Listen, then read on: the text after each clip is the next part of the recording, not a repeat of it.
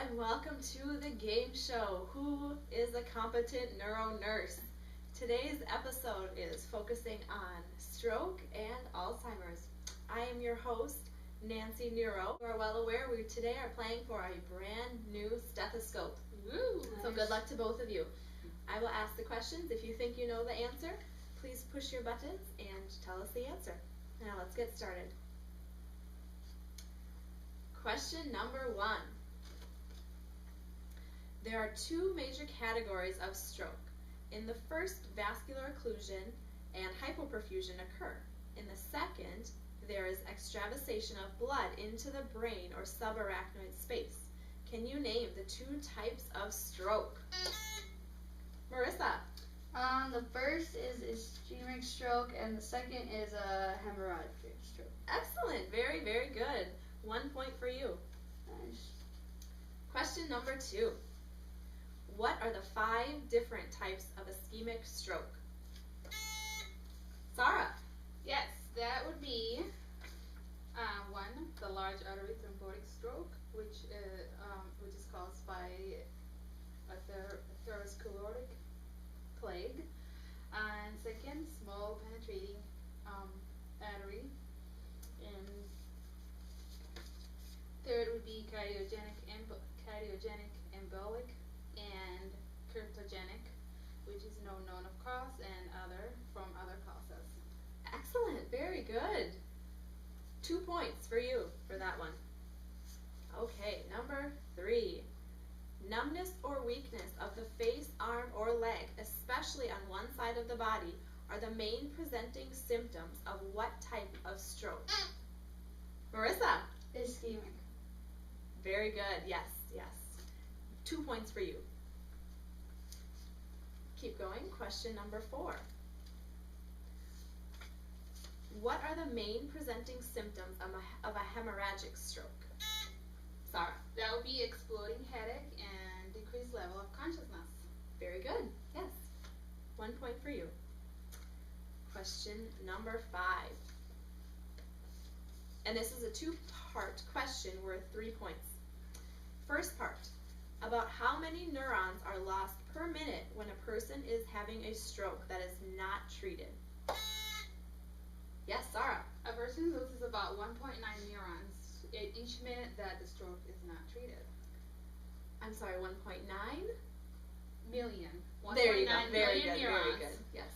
Good. And part 2. How much does the brain age during a stroke without treatment? Marissa. Like 30 years, probably. No, I'm sorry, that is incorrect. Sarah, do you know? Yes, about 3 years each hour that the stroke is not treated. That is correct. Nice try, Marissa, though. 3.6. Question number 6. With an ischemic stroke, what are some factors that contribute to the wide variety of neurologic deficits? I actually know this. Yeah, Marissa, go the ahead. location of the lesion, the size of the area that's not getting blood, and probably amount of collateral circulation. Yes, you got it. Great job. All right, question number 7. Who can identify the most common motor dysfunction and define it for me? I Marissa. think I know this one. Yeah.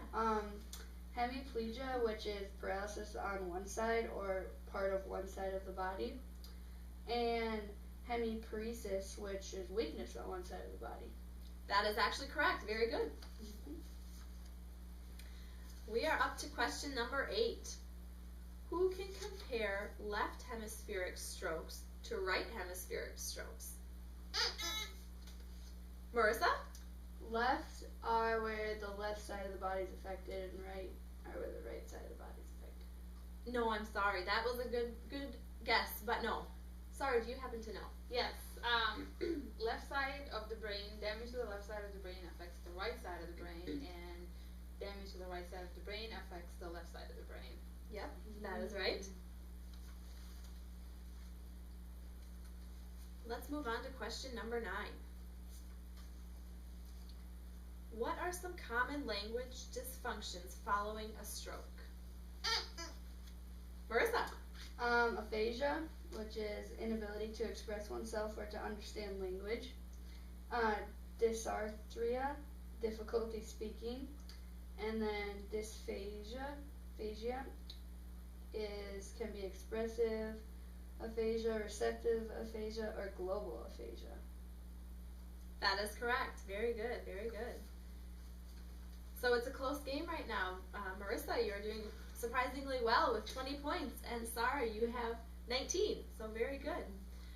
Excuse me, please no phones during the game show. Oh, I was just looking up some Okay, neuro let's stuff. keep going, shall we? No cheating, please. Question number 10. And this is a true or false question. 50-50. Yeah. Homonymous hemianopsia is a result of a stroke causing blindness in half of the visual field. I think, Marissa, I'm gonna go with true. that is correct as well. Yeah, very good. Okay. Question number 11. Besides complications relating to motor loss, communication loss, or perceptual disturbances, give me 2 more potential complications from a stroke. Sarah. Some complications are cognitive impairment and some type of sensory loss, such as agnosia, which means the inability to recognize like formerly known objects. Yes, very good. That is correct. Question number 12. Homonymous hemianopsia may occur from a stroke and may be temporary or permanent. Please define homonymous hemianopsia. Yes, It's blindness in half of the visual field. that is correct. Yes, very good. Okay. Question number 13. Contestants, are you ready to continue? Yeah. Okay, very good. In about 15% of patients who have a stroke, they have had a warning sign of an impending stroke. What is this called? And please explain what it is. Marissa, you The ready warning first. sign, I'm gonna go with yellow light. Good guess, but no, I'm sorry, that is incorrect. Sorry, do you happen to know? Yes, that's called TIA, which is temporary impairment of the brain. Of blood to the brain. Impairment of blood to the brain is where you were going Yes. with that? Okay. Temporary impairment of the blood to the brain. And do you know what it stands for? Transient ischemic attack. Very good, yes. Next question.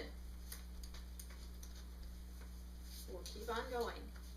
What is the initial diagnostic test for a stroke, and why do we use that? Sarah. Yes, that would be a non-contrast CT scan to determine if it's ischemic or hemorrhagic. Yes. Question number 15. Who can name 5 modifiable risk factors for an ischemic stroke? Sarah. That would be hypertension, sleep apnea, obesity, AFib, and smoking. Yes, very good to stop doing those or control those. Excellent. Next question. We're going to move on to nursing diagnosis now. What is a priority nursing diagnosis and a goal for a CVA or a stroke? Sarah again. Yes, that would be impaired swallow.